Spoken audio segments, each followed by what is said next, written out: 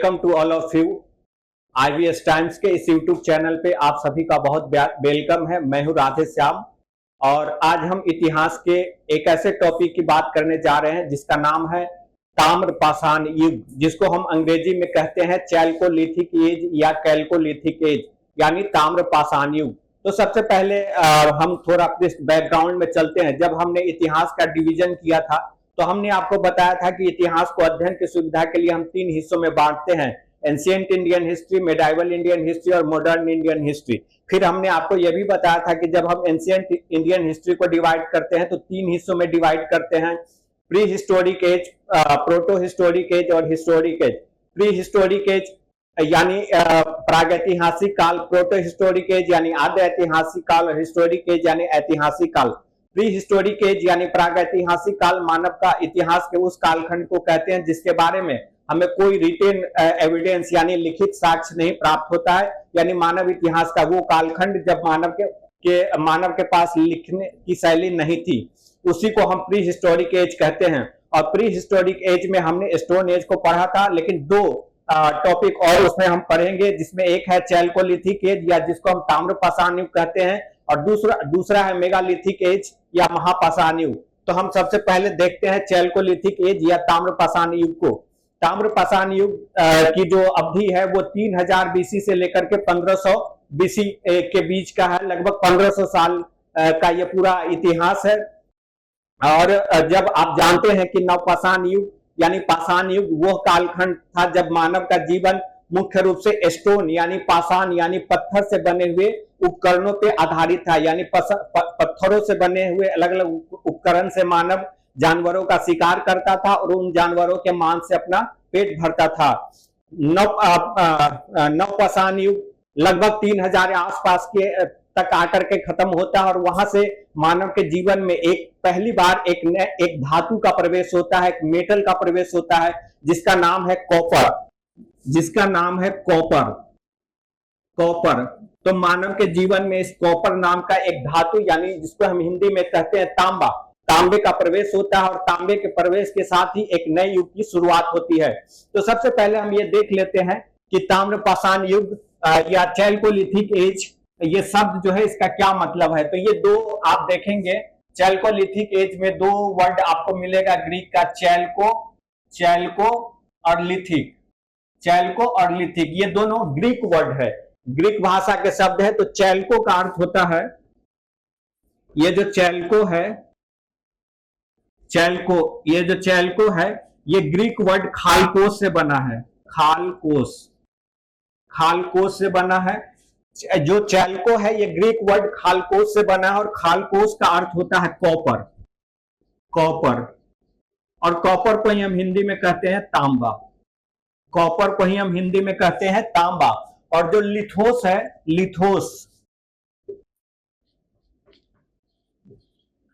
ये इसका अर्थ होता है स्टोन, लिथोस का अर्थ होता है स्टोन। तो जो चैल्कोलिथिक है वो एक ऐसा कालखंड है मानव के जीवन का जब मानव स्टोन यानी पत्थर से बने हुए उपकरण का इस्तेमाल तो कर ही रहा था, उसके साथ ही साथ अब वो कॉपर यानी तांबा से बने हुए उपकरण का भी इस्तेमाल करने लगा।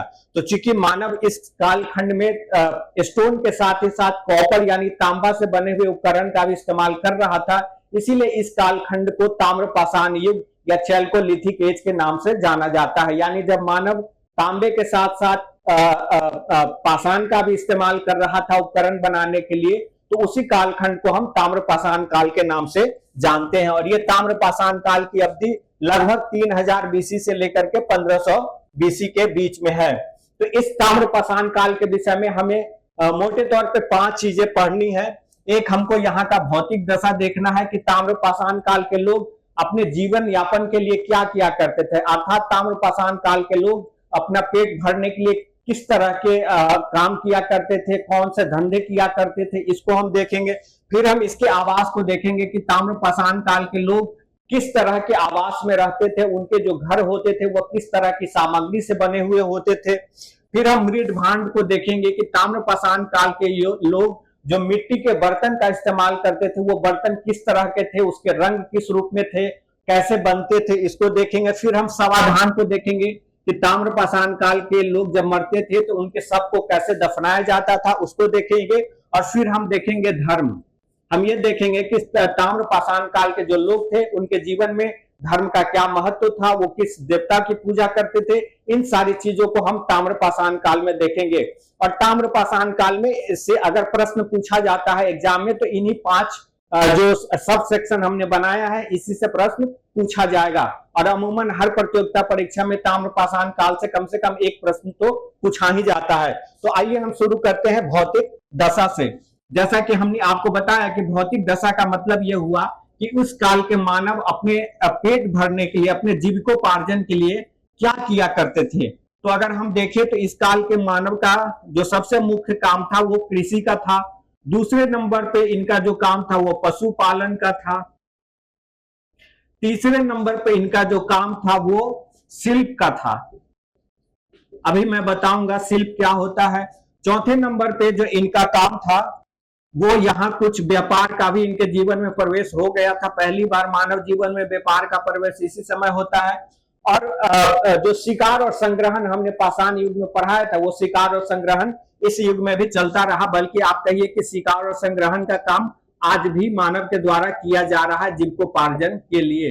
अगर आप अंडमान निकोबार द्वीप में जाए तो वह देखेंगे वहां के जो आदिवासी है वो जीविकोपार्जन के लिए आज भी शिकार और संग्रह पेंड है। तो ये शिकार संग्रह का काम तो आज तक चल ही रहा है। सबसे पहले हम कृषि में देखते हैं। कृषि में क्या देखेंगे, कृषि में हमको याद रखना है कि इस काल के मानव किन किन फसलों को उपजाया करते थे अपने खेत में। तो इस काल के मानव जिन फसलों को उपजाया करते थे उसमें आपको ध्यान में रखना है चावल, गेहूं, बाजरा, जौ, रागी, मसूर, मटर, इन सब फसलों को उपजाते थे इस ताम्र पाषाण काल के मानव के द्वारा। चावल, गेहूं, बाजरा, जौ, रागी, मसूर, मटर, इन सब चीजों की खेती की जाती थी। इसमें भी आपको ध्यान रखना है चावल और गेहूं ये इसका मुख्य आहार था। ताम्र पाषाण काल के जो लोग थे उनका मुख्य आहार था चावल और गेहूं। चावल और गेहूं से बने हुए उत्पाद ही वो इस्तेमाल करते थे अपने जीवन में। तो अगर आपसे यह प्रश्न पूछा जाए कि ताम्र पाषाण काल के लोगों का मुख्य आहार क्या था या मुख्य फसल उनकी क्या थी, तो आपको यह ध्यान रखना है चावल और गेहूं उनकी मुख्य फसल थी। और दक्षिण भारत में मुख्य रूप से रागी की खेती की जाती थी। दक्षिण भारत में रागी की खेती की जाती थी। आगे बनता है कि ये जो कृषि का कार्य हो रहा था उसमें क्या वो किसी तरह के टूल्स का इस्तेमाल कर रहे थे, किसी तरह के उपकरण का इस्तेमाल कर रहे थे। तो ताम्र पाषाण काल के लोग न तो हल का इस्तेमाल कर रहे थे खेती में, न ही फावड़े का इस्तेमाल कर रहे थे। तो आपको ध्यान इस बात का रखना है कि हल या फावड़े का इस्तेमाल इस कालखंड में नहीं हो रहा था।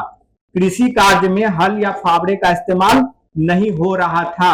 स्टेटमेंट बना करके आपसे प्रश्न पूछा जा सकता है। जैसे अभी हाल ही में जो एईडीओ सहायक शिक्षा विकास पदाधिकारी का एग्जाम हुआ है उसमें हड़प्पा सभ्यता से क्वेश्चन पूछे गए थे और उसमें 3 स्टेटमेंट बना करके दे दिया गया था। तो आपको स्टेटमेंट बना करके दे दिया जाएगा। उसमें एक पहले लाइन में लिख दिया जाएगा कि ताम्र पाषाण काल के जो मानव थे वो कृषि कार्य के लिए हल और फावड़े का इस्तेमाल करते थे। दूसरे स्टेटमेंट में दे दिया जाएगा कि ताम्र पाषाण काल के मानव के द्वारा मक्के की खेती की जाती थी। इस तरह से स्टेटमेंट बना के दे दिया जाएगा और आपसे पूछा जाएगा कि उपरोक्त में से कौन से।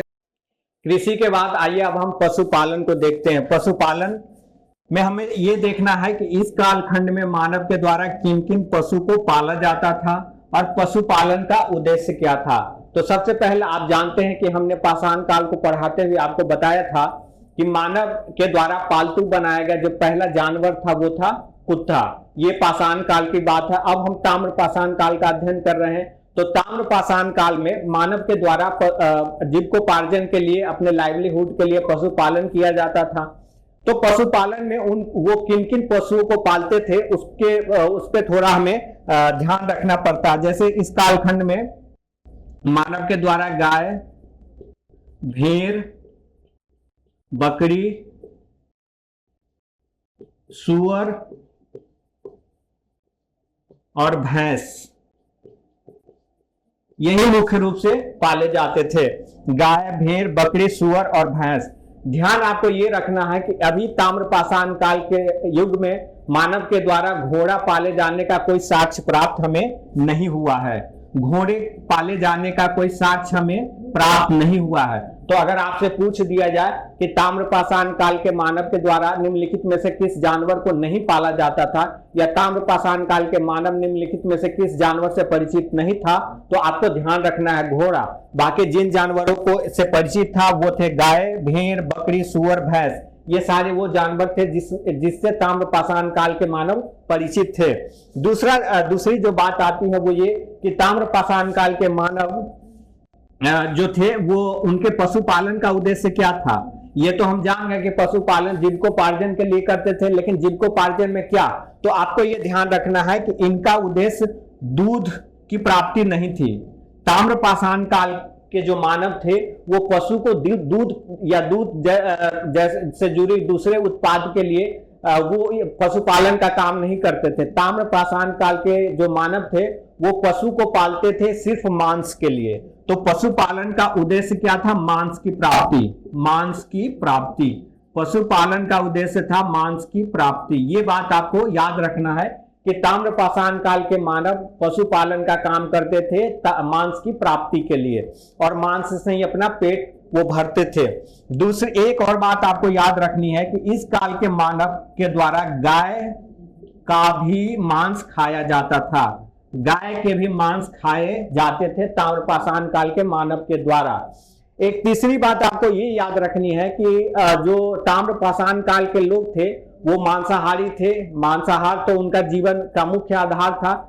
लेकिन जो आपको बंगाल और बिहार का जो इलाका है, इस इलाके में मांसाहार के लिए जानवरों की तुलना में मछली पे ये लोग ज्यादा निर्भर थे।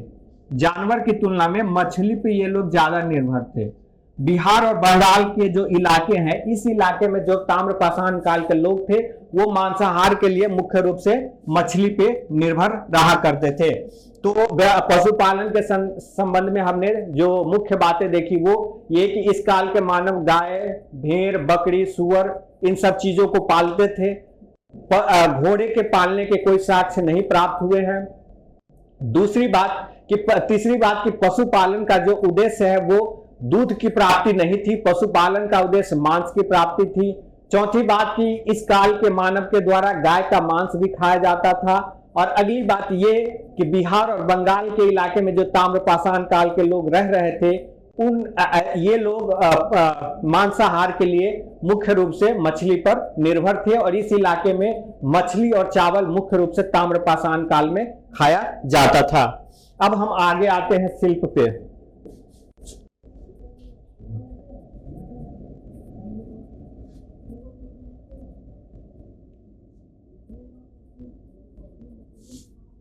शिल्प का मतलब क्या हुआ? शिल्प का मतलब हुआ कि जो भी चीज हमें प्राकृतिक रूप से प्राप्त हो रहा है उसमें थोड़ा अदला बदली करके हम एक नए तरह का उत्पाद, एक नई तरह की सामग्री तैयार करते हैं। तो इसी कार्य को हम शिल्प के रूप में जानते हैं। तो ताम्रपाषाण काल के लोग भी जीविकोपार्जन के लिए शिल्प के काम में लगे हुए थे। अब शिल्प के काम में वो क्या क्या काम करते थे, जैसे वो आप जानते ही हैं, पत्थर,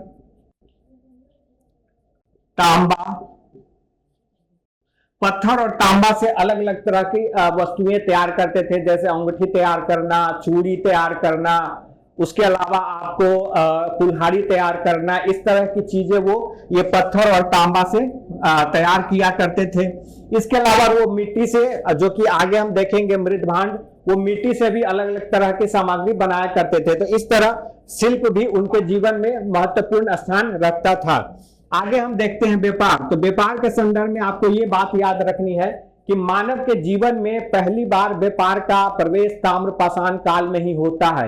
इसी काल में मानव पहली बार वस्तु की अदला बदली शुरू करता है। और ये कैसे ये होता है, इसका कारण ये है कि जो ताम्रपाषाण काल है उस कालखंड के मानव के जो जीवन है उसमें तांबे से बने हुए अलग अलग तरह के सामग्री प्राप्त हुए हैं। अब इस कालखंड के मानव के प्राप्ति के लिए जो तांबा है वो केवल राजस्थान के खेतरी का जो खान है, तांबा का खान, यही एक स्थल था जहां इस कालखंड के मानव को तांबे की प्राप्ति होती थी। तो क्षेत्रीय यानी राजस्थान के इलाके में, उसके आसपास के इलाके में जो ताम्रपाषाण काल के लोग रह रहे थे, उनके लिए तो आसान था तांबे को प्राप्त करना और फिर उसको पिघला करके अपने इच्छा के अनुसार अलग अलग तरह की वस्तु तैयार कर लेना।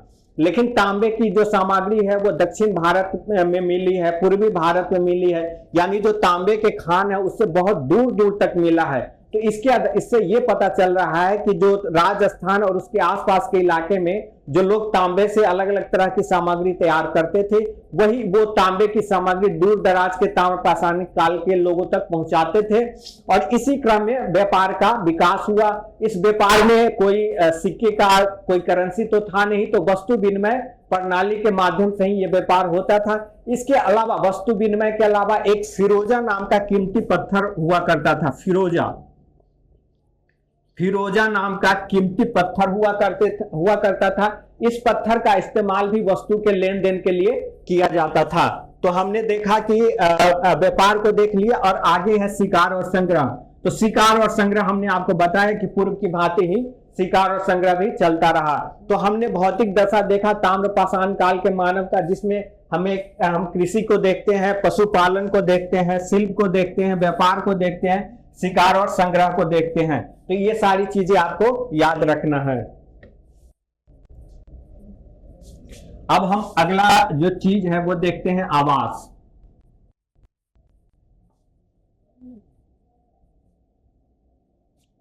आवास में है कि ये इस कालखंड के मानव किस तरह के आवास में रहा करते थे। तो ये जो इनका आवास था ये आपको वृत्ताकार,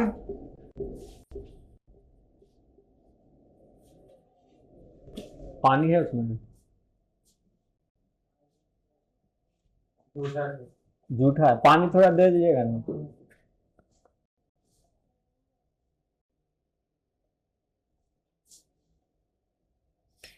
तो इस कालखंड के मानव जो है वो वृत्ताकार और वर्गाकार आवास बनाया करते थे। वृत्ताकार और वर्गाकार आवास बनाया करते थे। और ये जो अपना घर बनाया करते थे, जो वृत्ताकार और वर्गाकार होता था, ये घर ये किस चीज से बनाते थे? ये घास फूस, बांस, इन चीजों का इस्तेमाल करते थे। लेकिन आपको ध्यान रखना है कि एक ताम्रपाषाण कालीन स्थल राजस्थान में गिलुंद, राजस्थान में एक ताम्रपाषाण काल का स्थल है गिलुंद, जिसका नाम है गिलुंद। तो गिलुंद ताम्रपाषाण काल का एक ऐसा स्थल है जहां के लोग ईंट का भी इस्तेमाल किया करते थे। ताम्रपाषाण काल में जो ईंट है वो गिलुंद, एकमात्र ताम्रपाषाण कालीन स्थल है गिलुंद, जो कि राजस्थान में पड़ता है। तो वहां ईंट का इस्तेमाल हुआ करता था। और ये लोग, जैसे आज के समय में नींव डाला जाता है ईंट का, तो ये लोग जो अपना झोपड़ी बनाते थे उसके नींव में ये पत्थर का भी इस्तेमाल करते थे, पत्थर का इस्तेमाल किया करते थे। तो हमने देखा कि ताम्रपाषाण काल के जो लोग थे वो वृत्ताकार और वर्गाकार घर बनाया करते थे। इनके घर जो होते थे वो घास फूस बांस के बने होते थे। लेकिन गिलुंद राजस्थान में एक ताम्रपाषाण कालीन स्थल है जहां ईंट का इस्तेमाल का साक्ष्य प्राप्त हो रहा है। इसके अलावा ये पत्थर का भी इस्तेमाल किया करते थे। अब हम मृदभांड को देखते हैं।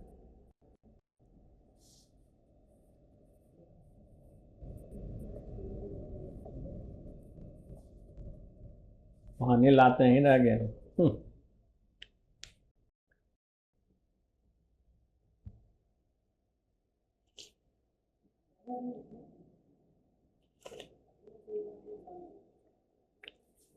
अब हम देखते हैं मृदभांड। इस कालखंड के मानव के द्वारा जो मिट्टी से बने हुए मृदभांड का इस्तेमाल किया जाता था। तो हमने आपको पहले ही बताया कि नवपाषाण काल में ही चाक का प्रवेश हो चुका था। तो इस कालखंड में चाक पर बने हुए बर्तन का इस्तेमाल किया जाता था। चाक पर बने हुए बर्तन का इस्तेमाल किया जाता था। और आपको बस ये याद रखना है कि इस कालखंड का जो बर्तन हुआ करता था वो लाल और काले रंग का हुआ करता था। लाल और काले रंग का बर्तन हुआ करता था और इसके ऊपर सफेद रेखी आकृति बनाई जाती थी। सफेद रेखीय आकृति बनाई जाती थी। तो ये आपसे पूछा जाएगा कि जो ताम्रपाषाण काल था, उस ताम्रपाषाण काल के मानव किस तरह के मृद भांड का इस्तेमाल करते थे। तो ये आपको याद रखना है कि ये लाल और काले रंग के मृद भांड का इस्तेमाल करते थे, जिसके ऊपर सफेद रंग की रेखीय आकृति बनी हुई होती थी। ये बात आपको याद रखना है।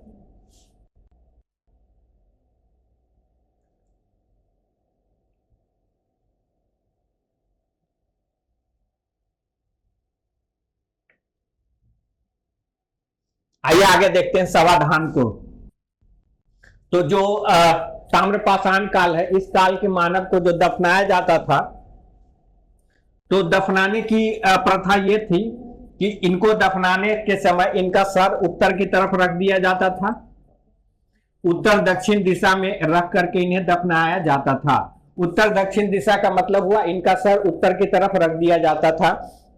और इसीलिए आज भी हमारे उत्तर भारत की संस्कृति में उत्तर की तरफ तकिया रख करके सोने को एक तरह से अशुभ माना जाता है। और जो बड़े लोग हैं वो मना करते हैं कि तकिया उत्तर दिशा में रख करके, सर उत्तर दिशा में रख करके नहीं सोना चाहिए।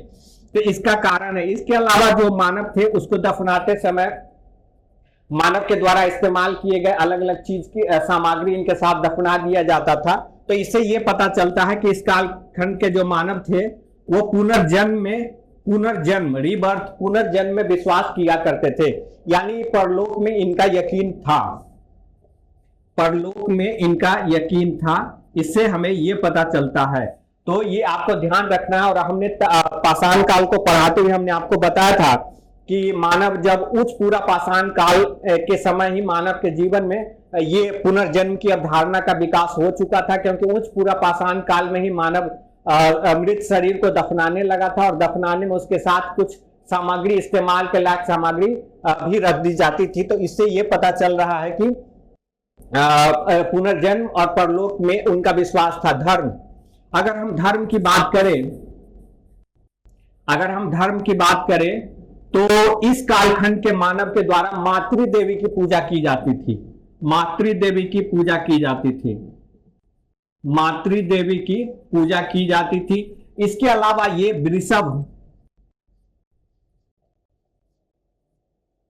वृषभ ये जिसको हम सांड बोलते हैं,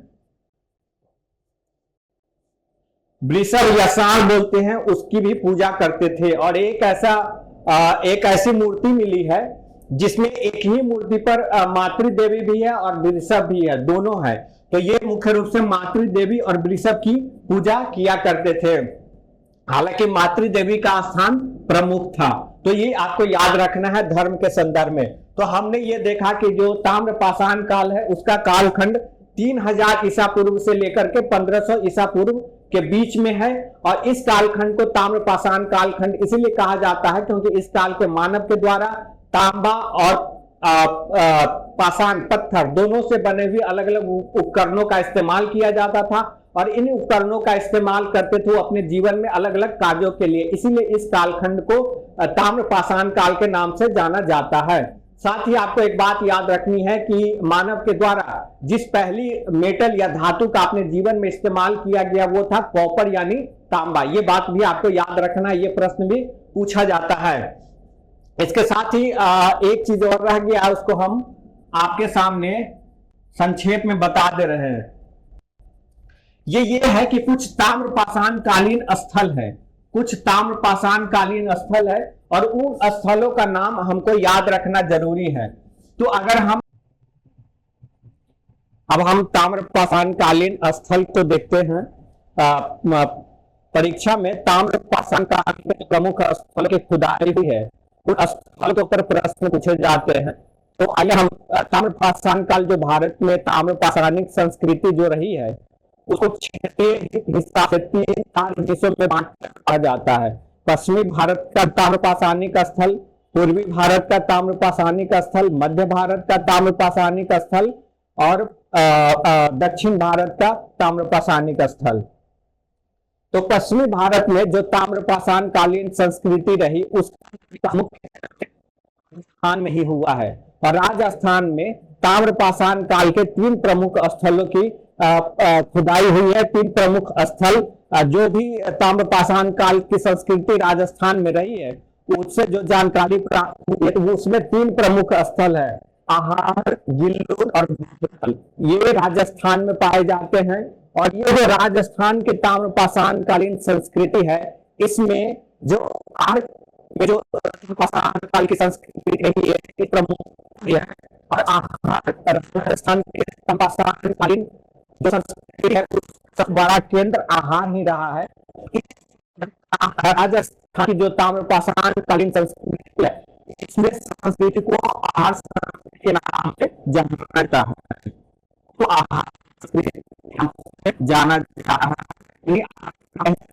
संस्कृति के 3 प्रमुख स्थल है जिसमें एक है आहार, दूसरा है गिल्लूर और तीसरा है भूतल। इन तीनों में भी आहार अधिक था और ये राजस्थान की ताम्रपाषाण कालीन संस्कृति का सबसे बड़ा केंद्र हुआ करता था आहार। इसीलिए इसी आहार के नाम से राजस्थान की जो पूरी ताम्रपाषाण कालीन संस्कृति है उसे आहार संस्कृति के नाम से जाना जाता है।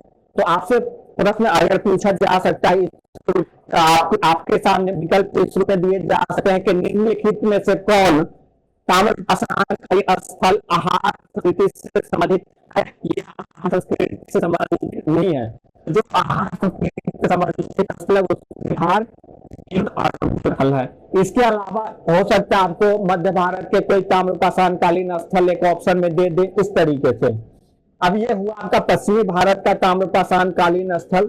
अब हम देखते हैं मध्य भारत। मध्य भारत में मुख्य रूप से जो ताम्रपाषाण कालीन स्थल हमें पढ़ने हैं वो मध्य प्रदेश में पाई जाती है। तो मध्य प्रदेश में जो प्रमुख ताम्रपाषाण कालीन स्थल है उसमें आपका मालवा है, कायथा है, एरन है और नवदा टोली है। ये 4 प्रमुख है, मालवा, कायथा, एरन और नवदा टोली। इन सभी में इन जो मध्य प्रदेश में ताम्रपाषाण कालीन संस्कृति रही उसका सबसे बड़ा केंद्र रहा मालवा। मध्य प्रदेश की ताम्रपाषाण कालीन संस्कृति का सबसे बड़ा केंद्र चूंकि मालवा रहा तो इसीलिए मालवा के नाम पर ही मध्य प्रदेश की पूरी ताम्रपाषाण कालीन संस्कृति को मालवा संस्कृति के नाम से जाना जाता है। इसको मालवा संस्कृति के नाम से जाना जाता है, मालवा संस्कृति के नाम से जाना जाता है। और इसमें जो नवदा टोली है ये इंपॉर्टेंट जगह है। और इससे ये प्रश्न बार बार पूछा जाता है कि नवदा टोली की खुदाई किसके द्वारा की गई थी? तो नवदा टोली की जो खुदाई है वो जिस विद्वान के द्वारा की उनका नाम है HD सांकलिया। HD सांकलिया। तो नवदा टोली नाम का जो ताम्रपाषाण कालीन स्थल मध्य प्रदेश में है उसकी खोज ये उसके बारे में जानकारी जो दी गई थी वो HD सांकलिया नामक विद्वान के द्वारा दी गई थी। तो इस तरीके से हम देखते हैं कि मालवा संस्कृति के 4 प्रमुख स्थल है, मालवा, कायथा, एरन और नवदा टोली। इसमें नवदा टोली जो है उसकी खुदाई HD सांकलिया ने की थी। नवदा टोली के विषय में एक और महत्वपूर्ण जानकारी है जो हमने पहले भी बताया था एग्रीकल्चर किसी पढ़ाते समय कि सबसे ताम्रपाषाण काल के स्थल से खुदा अधिक की जानकारी प्राप्त होती है तो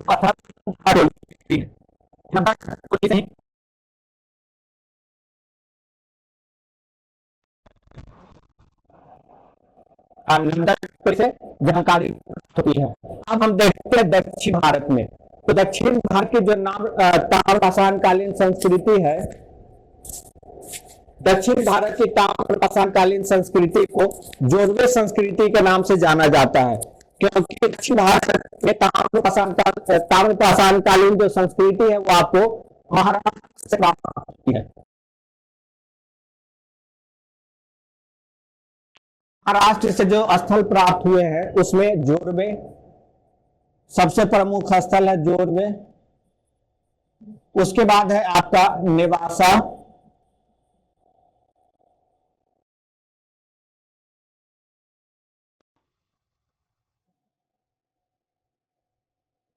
ये है एक और रामाबाद। आपके महाराष्ट्र के प्रमुख ताम्रपाषाण कालीन स्थल है जो दक्षिण भारत से दक्षिण भारत में महाराष्ट्र के हिस्से से प्राप्त होता है वो है आपका जोरवे, नेवासा, इनामगांव और दायमाबाद।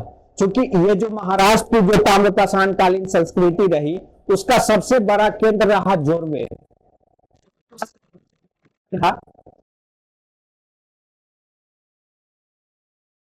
तो जोरवे संस्कृति के नाम से है, संस्कृति के नाम से जाना जाता है, जोरवे संस्कृति के नाम से जाना जाता है। तो महाराष्ट्र के जो ताम्रपाषाण कालीन स्थल है उसको जोरवे संस्कृति के नाम से जाना जाता है। अब हम देखते हैं जो हमारा लास्ट है वो है पूर्वी भारत।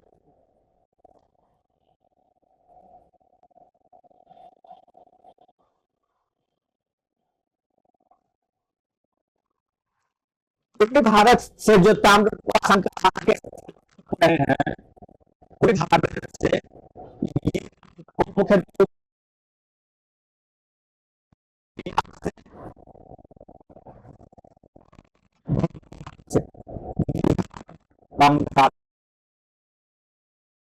कालीन स्थल प्राप्त हुए हैं, उसमें दो प्रमुख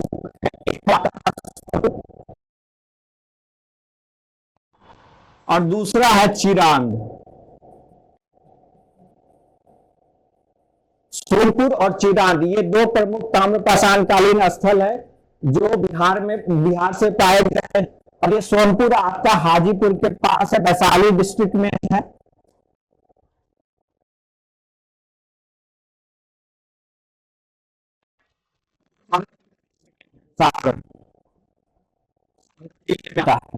तो ये आपका पूर्वी भारत में बिहार से पाए जाने वाले ताम्रपाषाण कालीन स्थल है सोनपुर और चिरांद। बंगाल से देखें तो बंगाल से एक प्रमुख स्थल है, उसका नाम है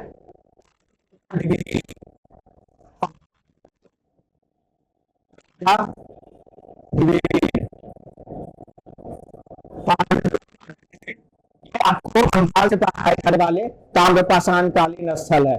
तो इस तरीके से हम लोगों ने ये देखा कि ताम्रपाषाण काल के कौन कौन से प्रमुख स्थल रहे हैं।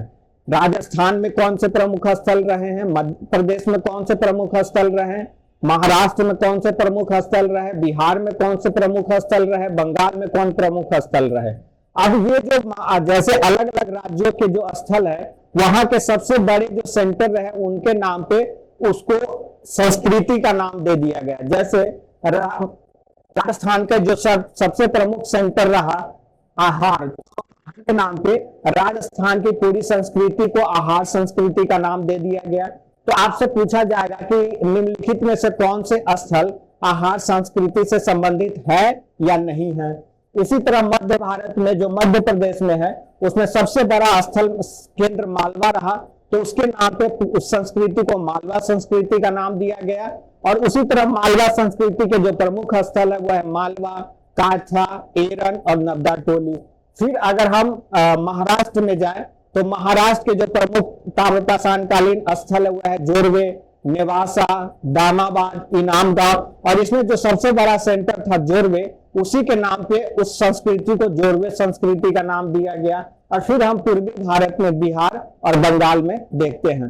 तो इस तरीके से हमने ताम्रपाषाण काल की जानकारी प्राप्त की।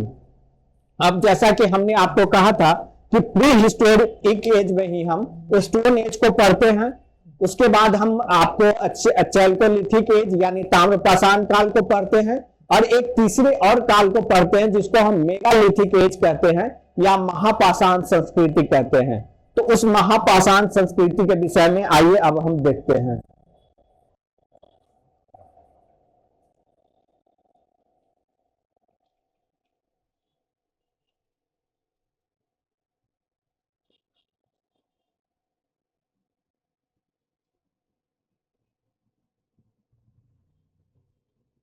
महापाषाण संस्कृति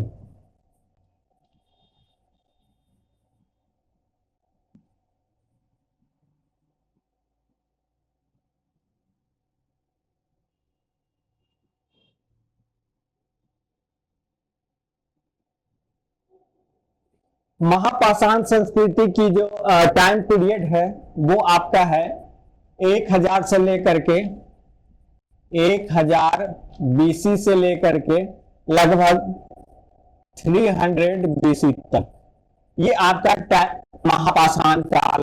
और ये महापाषाण काल किस इलाके में पाया जाता है? ये आपको वर्तमान समय में कर्नाटक, तमिलनाडु का जो इलाका है, आंध्र प्रदेश का जो इलाका है, इसी इलाके में ये संस्कृति पाई जाती है, महापाषाण संस्कृति। अब हम सबसे पहले देखते हैं कि इस संस्कृति को, जो कि आंध्र प्रदेश, तमिलनाडु के इलाके में, कर्नाटक, इन 3 जिलों में मुख्य रूप से पाई जाती है, तो इस संस्कृति को हम महापाषाण संस्कृति क्यों कहते हैं? क्योंकि 1000 ईस्वी से लेकर के 300 BC के बीच में ये जो इलाका है, आंध्र प्रदेश, तेलंगाना, तमिलनाडु, ये जो इलाका है कर्नाटक, इस इलाके में जो लोग रहते थे उनके विषय में हमें जानकारी महापाषाण से प्राप्त होती है।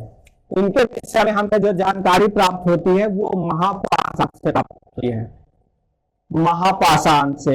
इसलिए इस कालखंड को हम महापाषाण काल या महापाषाण संस्कृति के नाम से जानते हैं। अब ये प्रश्न उठता है कि महापाषाण है क्या?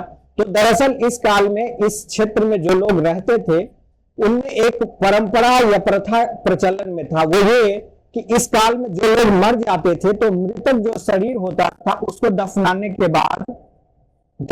के बाद इस शरीर के चारों ओर से एक घेरा बना दिया जाता था।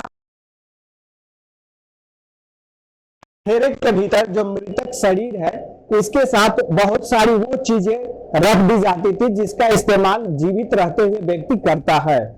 तो सामानों के साथ इनको दफना करके इसके चारों ओर पत्थर रख दिए जाते थे, बड़े बड़े पत्थर, और उसके ऊपर से भी पत्थर रख दिए जाते थे, जिसके कारण ही उसमें जो चीजें थी वो सुरक्षित रह गई और खुदाई में हमें प्राप्त हो गई। तो जो ये चीज हमें खुदाई से प्राप्त हुई, उसी से इस कालखंड यानी 1000 से 300 BC तक इस दक्षिण भारत के जो लोग थे उनके विषय में हमें जानकारी प्राप्त हो रही है। तो इसी वजह से दफना करके चारों जो पत्थर लगा दिए जाते थे, इसी को महापाषाण कहा जाता था।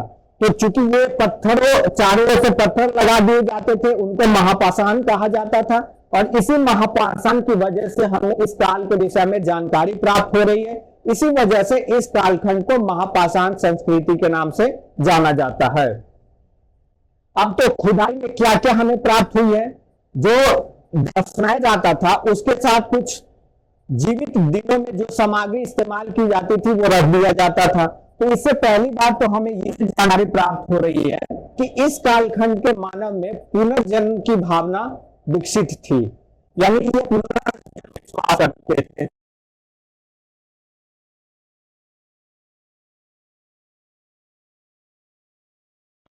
सामग्री रख देते थे। दूसरा जो इसमें खुदाई से जानकारी प्राप्त होती है वो ये कि इस काल के मानव आरंभिक स्तर की खेती करते थे।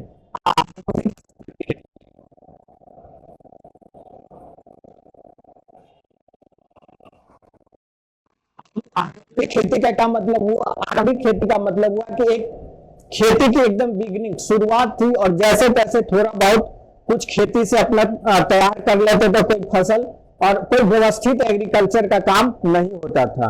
और जो लोग ये लोग जो चीज उगाते थे अपने खेत में, उसमें